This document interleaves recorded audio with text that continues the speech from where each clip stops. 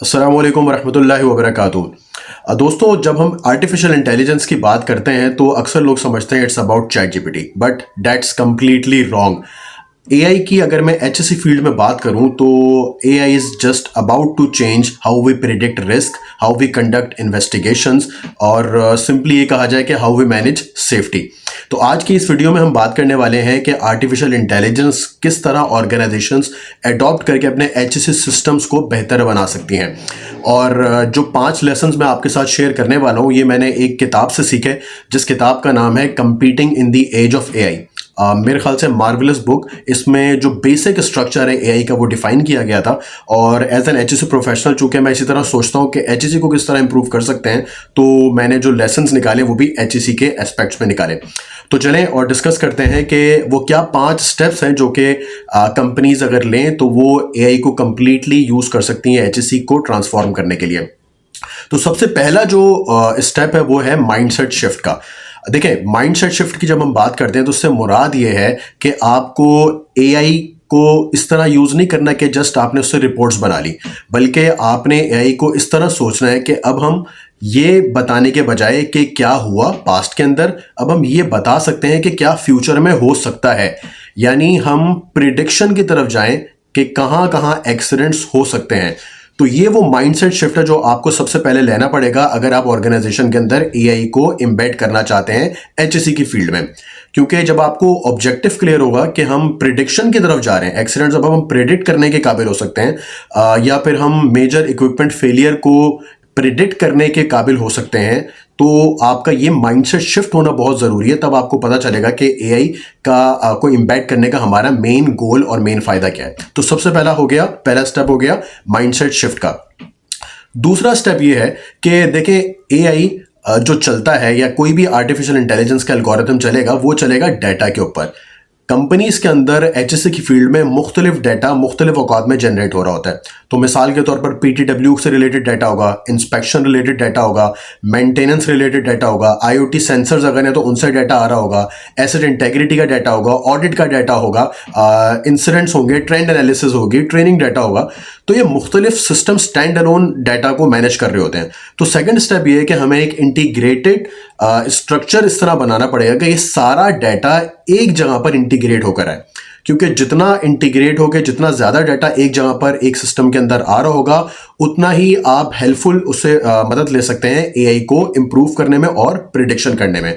तो second step ये हो गया कि हमने एक इंटीग्रेटेड प्लेटफॉर्म बनाना है जहां पर ये स्टैंड अलोन सिस्टम से जो डाटा जनरेट हो रहा है ये ना हो, बल्कि एक जगह पर ये कंबाइन हो रहा हो। तो ये है सेकंड स्टेप। तीसरा स्टेप अगर आपको एआई को एचएससी की फील्ड में एम्बेड करना है तो वो ये है कि ऐसे काम जो कि बहुत आसानी से ऑटोमेट हो सकते हैं वो फ़ौरन ऑटोमेट कर दें। तो मिसाल के तौर पर ऑडिट की समरीज बनाना, ट्रेंड एनालिसिस करना, पीपीटीज बनाना, रिपोर्ट लिखना और इस तरह के बेशुमार ऐसे काम हैं जो कि हम बिल्कुल ऑटोमेट कर सकते हैं एआई को यूज़ करते हुए। इसका फ़ायदा ये होगा कि जब ये काम ऑटोमेट हो जाएंगे तो जो आपके एचएससी प्रोफेशनल्स हैं कंपनी के अंदर वो ज़्यादा कॉम्प्लेक्स प्रॉब्लम्स को सॉल्व करने की तरफ अपनी तवज्जो दे सकेंगे। वो ज़्यादा तवज्जो दे सकेंगे एम्प्लॉयज़ को कोच करने के लिए, जो कि एचएससी को इम्प्रूव करने के लिए बहुत ज़रूरी है। लेकिन इसके लिए ये इम्पॉर्टेंट है कि हम जो इस तरह के काम है जो कि रोज़मर्रा के आसानी से ऑटोमेट हो सकते हैं तो वो ऑटोमेट कर दें। तो थर्ड स्टेप हो गया ऑटोमेट करना उन तमाम कामों को जो कि आसानी से ऑटोमेट हो सकते हैं। चौथा स्टेप अगर आपको एआई को एम्बेड करना है वो ये है कि जो भी डाटा अब आपका जनरेट होना शुरू होगा फर्दर आगे, चाहे वो इंसिडेंट की इन्वेस्टिगेशंस हो, ऑडिट कंप्लाइंस हो, या कोई भी चीज़ या ट्रेनिंग डाटा हो, ये जो डाटा जनरेट होगा इसको कंटिन्यूस लूप क्रिएट करें कि ये डाटा दोबारा उस एआई के सिस्टम में जाए। क्योंकि जितना ज़्यादा डाटा जाता रहेगा कंटिन्यूस लूप के ज़रिए, इस कंटिन्यूस लूप के ज़रिए उतना ही ज़्यादा एआई का सिस्टम आपका इंप्रूव होता रहेगा। तो ये बहुत इंपॉर्टेंट स्टेप है, चौथा स्टेप, कि आपने ऐसा इंटीग्रेटेड लूप क्रिएट करना है कि ये डाटा बार बार उस सिस्टम में जाता रहे। क्योंकि ये एक वक्त का काम नहीं है कि आपने एक दफ़ा डाटा को डाल दिया और बात ख़त्म हो गई, बल्कि जैसे जैसे ये डाटा आता रहेगा मज़ीद आपका सिस्टम इंप्रूव करता रहेगा और हम आसानी से एक्सीडेंट्स को और बड़े बड़े इक्विपमेंट फेलियर्स को प्रिडिक्ट कर सकेंगे।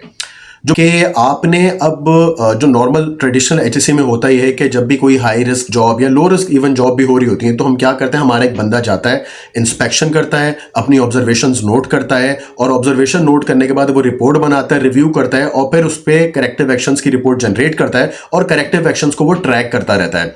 ये है ट्रेडिशनल एचएसी जो आजकल मैनेज हो रही है।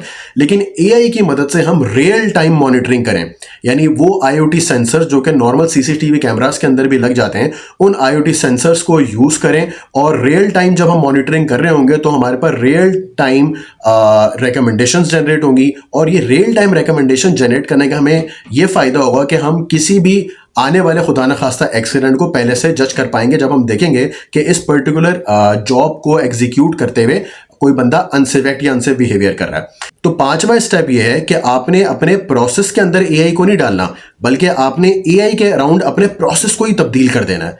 तो ये अगर 5 स्टेप्स कोई भी ऑर्गेनाइजेशंस ले तो मेरे ख्याल से वो बहुत हद तक बहुत अच्छी तरह एआई की जो एप्लीकेशंस है उनको अपनी ऑर्गेनाइजेशंस में इम्प्लीमेंट करके बड़े बड़े हादसात को प्रिडिक्ट कर सकती है और कीमती जानें बचा सकती है। Thank you so much.